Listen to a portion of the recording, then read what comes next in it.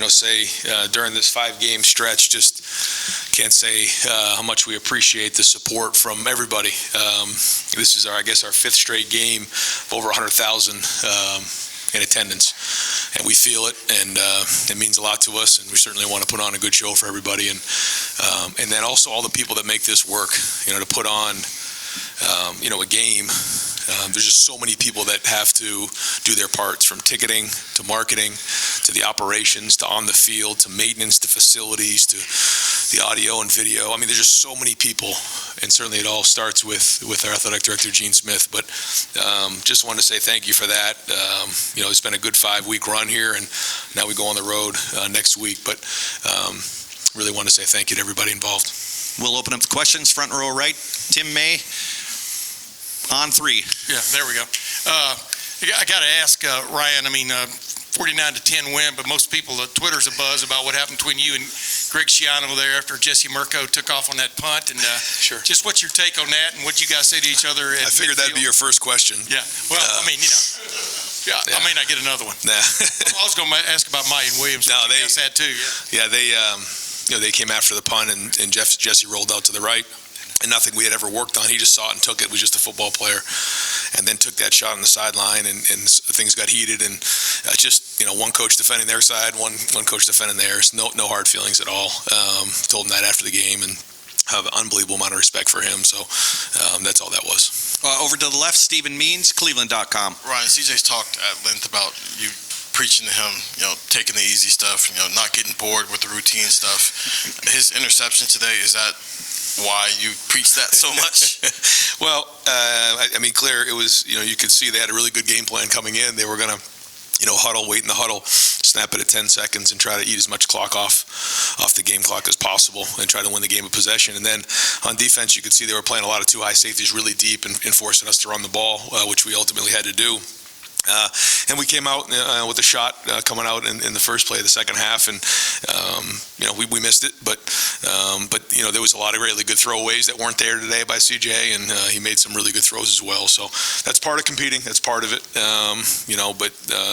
Those are the types of games that sometimes we're going to have to play. And overall, I thought it was a job well done. Over to the right, Nathan Baird, Cleveland.com. Can you just update the situation with Trevion? Was that related to what kept him out of the Toledo game a couple weeks ago, or I guess knocked him out of that game? And go ahead. Yeah, we certainly didn't expect that to happen going in, but then just struggled in warm-ups. So we were expecting him to play, practice this week, and so it showed up and kind of did linger from last week. But we were kind of surprised he wasn't able to make it, and so we had to go with Mayan. And I guess just the extension of that, seeing Mayan step up and be a bell cow, sort of, instead of just the role sharing he's been doing. Yeah, 23 carries, or 21 carries, 191 yards, 5 touchdowns, and the big one for 70 yards. It says a lot about the way he was running, especially in the red zone.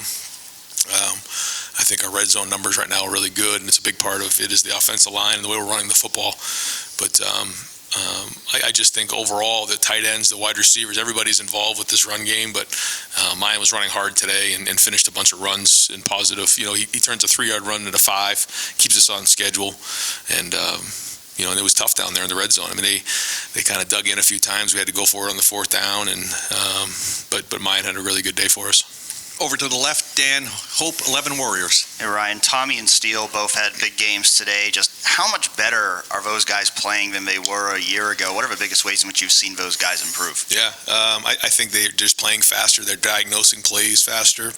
They understand how teams are trying to attack them. And I think I mentioned this before. I think it's twofold. One is a year under your belt of playing and figuring out how teams are attacking you and in-game adjustments and just seeing things over and over and over again. You think about some of the best linebackers that we've had here in the last, few years. It's usually guys who have played and seen things. You can flash when you're athletic, but it's the diagnosing of plays and understand how teams are trying to really come after you. But then also, I think they feel comfortable in the scheme. I think they really have a good relationship with Jim Knowles, who they meet with every day. He's their position coach, and so I think he gives them really good perspective on how he fits into the run, but also in the pass game, and that's huge. You can just see it. I think they're playing that way. You can just kind of feel it when you're on the sideline. I'm sure that, from your point of view, you see the same thing. Over to the right, Joey Kaufman, Columbus Dispatch. Ryan, just a couple other personnel matters. Tanner McAllister came out of the game in the second quarter. Just what's his status and as far as Cam Brown too? Yeah, I don't really have much of an update right now on Tanner. We'll kind of evaluate him later today and tomorrow and kind of see where that's at. And then, Cam, we're trying to get back as soon as we can. Again, we kind of come in tomorrow and see where things are at and hopefully get a week of practice out of those guys. But again, we're going to always, make sure that we're following the lead of the doctors and the medical staff on the whole thing. And certainly the feedback of the players is critically important in all of this. So, at the end of the day, I'm kind of out of it. I trust the guys and they do a great job. Second row left, Cameron Teague Robinson, the Athletic. Ryan, it seemed like that defensive front, the linebackers and the defensive line, really set the tone for you guys today, whether in the kind of swallowing things up in the run game, getting after Simon a little bit. Just kind of how important were they, how important were they today and kind of setting the tone for you guys? Yeah, I mean, it's anytime you're trying to stop the run and play great defense, you have to win the line of scrimmage, and that's a big part of it. And, you could see that they were disruptive just watching the play. You could see the line of scrimmage was getting moved back a bunch.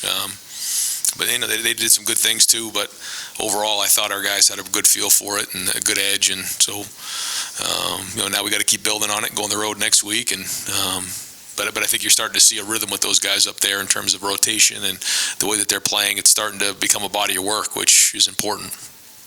Over to the right, Bill Rabinowitz, Columbus Dispatch. Ryan, did you say anything to Jesse afterward? Or was it? Yeah, I just grabbed him. I said, what happened? And he said, I rolled out to the right, and he goes, nobody was on me. I said, okay. Anybody tell you to do that? He says, no. I said, okay, we'll talk about that tomorrow. And just in general, I mean, it was obviously a comfortable win, but did it feel clunky at times to you? I think it has to do with the way that, the way that they kind of went into the game, playing a lot of too high coverage. Saying, all right, you're either going to run it for 5, and we're good with that, or you're going to have to take the throws underneath. And then on offense, running it, huddling, running 30 seconds off the clock every play and snapping inside of 10 seconds. So, what happens with that is on offense, we end up with 59 total plays. They ended up with 56. So just not a lot of football there. And even at the end, in that fourth quarter, we're just kind of running out the clock and moving on. But, still, 49-10, still have a heck of a day. But in those type of games, you have to be proud of the win, and it's hard to get style points when you're playing in that style of a game. And I think the one thing about our team is they're good with that. You talk to the guys on defense, they love it, but the guys on offense, it's not always the best, but they understand that winning's the most important thing. And if you start to get selfish or undisciplined, you can put yourself at risk in a hurry. And our guys know that it's important to make sure that we win, and we have to win different ways. Over to the left, Rob Aller, Columbus Dispatch. Ryan, you just kind of said it. Your offense, or at least your passing game's clunky, but you still score 49 points despite them playing you the right way. How do you stop you if you were on the other side? Is this the way to do it, or? It just depends. It depends on your personnel. It depends on what it is, and then we try to identify what's being done, and then we attack them in that area. If it's a too high structure, then we're gonna run the ball and control the clock, and that's okay. We're good with that. You can sit there and drop 8 every snap and say you're not going to throw the ball, or you can put a bunch of guys in the box and say you're not going to run the ball. That's why the balance is so important when you're playing, and this is a great example of that right here. And real quick, without pressing the issue, is it your understanding, without getting into detail too much, Greg thought that it was a called fake punt? Was that part of what brought him over? And Oh, I don't know. I think he was just coming over to defend his player, just because he was kind of over there on our sideline, and it was a late hit, and there was a lot of emotion. I think he was just trying to get his player out of there, and things like that happen in football, and he was just defending his player. Over to the right, Clay Hall, WSYX. When you see a guy go 52 yards up in your grill like that, though, and the both of you are squaring off, I mean, when's the last time the juice has flowed like Clay, that? I'm not going to bite on that, so I'm sorry. I know. It's confrontation, though.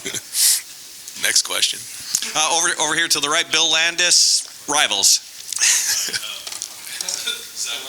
Had the forced fumble, and he tipped the ball too on the interception that Steele had. Just wondering what you thought of his play today, and maybe if you've seen him kind of building momentum to a game like this? I think so. Yeah, I think he's playing well. I think he has built momentum.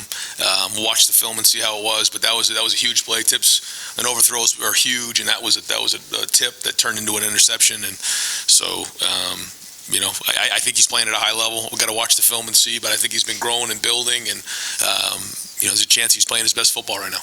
Got time for just a few more, folks. Over to the left, Spencer Holbrook, Letterman Row.